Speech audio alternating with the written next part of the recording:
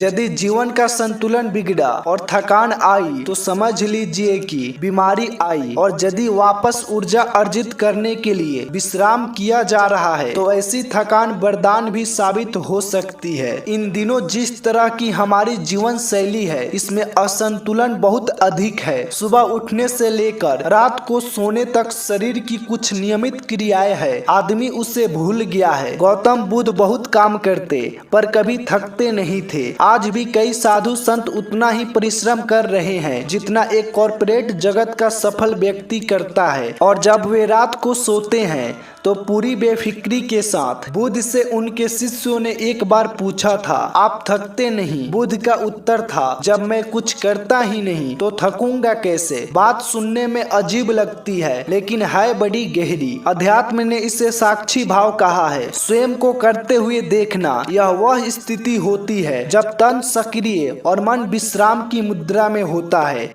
आज ज्यादातर लोग असमय अकारण थक जाते हैं, जिसका एक बड़ा कारण असंतुलित जीवन है। एक होता है थकान को महसूस करना और दूसरा है स्वाभाविक थकान। जिस समय आपकी रुचियों, इच्छाओं और मूल स्वभाव में धीमापन आने लगे, अकारण चिड़चिड़ाहट हो जाए, समझ ले कि यह थकान बीमारी है। इसलिए प्रतिदिन योग, प्राणायाम और ध्यान करे। ये क्रियाएं अपने आप में एक विश्राम है। करने वाला कोई और है, हम तो महज उसके हाथों की कठपुतली है। यह मनोभाव भी थकान को मिटाएगा। क्या दिक्कत है ऐसा सोच लेने में? Next story.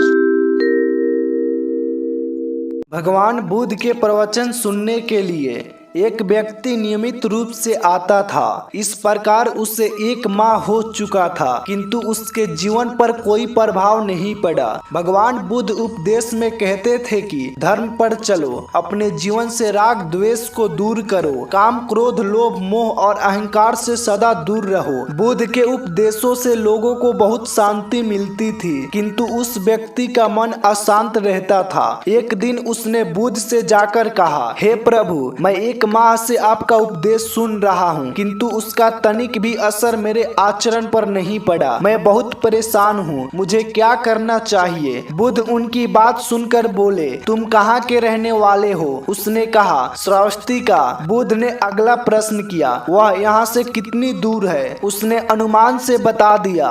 बुद्ध ने पुनः जिज्ञासा प्रकट की, कितना समय लगता है? उस व्यक्ति ने हिसाब लगाकर बता दिया। बुद्ध ने कहा, अब बताओ कि क्या तुम यहाँ पर बैठे बैठे ही अपने घर पहुँच सकते हो? उसने कहा, यह कैसे हो सकता है? वहाँ पहुँचने के लिए तो चलना होगा। तब बुद्ध ने बड़े प्रेम से उसे समझाया, जैसे चलने पर ही पहुँचा जा सकता है, वैसे ही अच्छी बातों पर अमल करने से ही लाभ होता है। हे प्यारे, तुम मेरे ज्ञान के साथ अपने कर्म को जोड़ दो, तब तुमको उत्तम फल मिलेगा। उस व्यक्ति को अपनी गलती समझ में आ गई। उसने अपने जीवन में सुधार कर लिया, जिससे उसका जीवन सदाचारी बन गया।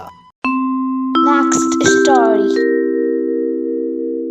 एक छोटी सी नदी थी, उसके दोनों किनारों पर लोग रहते थे। नदी के पानी से दोनों ओर के लोग अपना अपना काम चलाते थे और सुखमय जीवन बिताते थे। एक बार संयोग से पानी को लेकर दोनों पक्षों में तनातनी हो गई। वे एक दूसरे पर आरोप लगा रहे थे कि तुम ज्यादा पानी ले रहे हो। जब आपसी बातचीत में मामला नहीं निपटा तो वे मरने मारने पर उतारू हो गए। उनके पास जो भी हथियार थे उन्हें तत्काल निकाल लाए और एक दूसरे पर टूट पड़ने को आमादा हो गए। तब भी किसी ने जाकर भगवान बुद्ध को सूचना दी। उन्होंने दोनों पक्षों के प्रतिनिधियों को बुलाया और तकरार का कारण पूछा। दोनों प्रतिनिधियों ने अपना अपना पक्ष रखा। बुद्ध ने दोनों की बातें सुनी और मुस्कुरा कर कहा, तो तुम लोग क्या करोगे? दोनों प्रतिनिधियों ने आवेश में आकर कहा, हम खून की नदियां बहा देंगे। भगवान बुद्ध ने कहा, तो तुम्हें खून चाहिए? उन लोगों ने हतप्रभ होकर बुद्ध की ओर देखा, फिर बोले,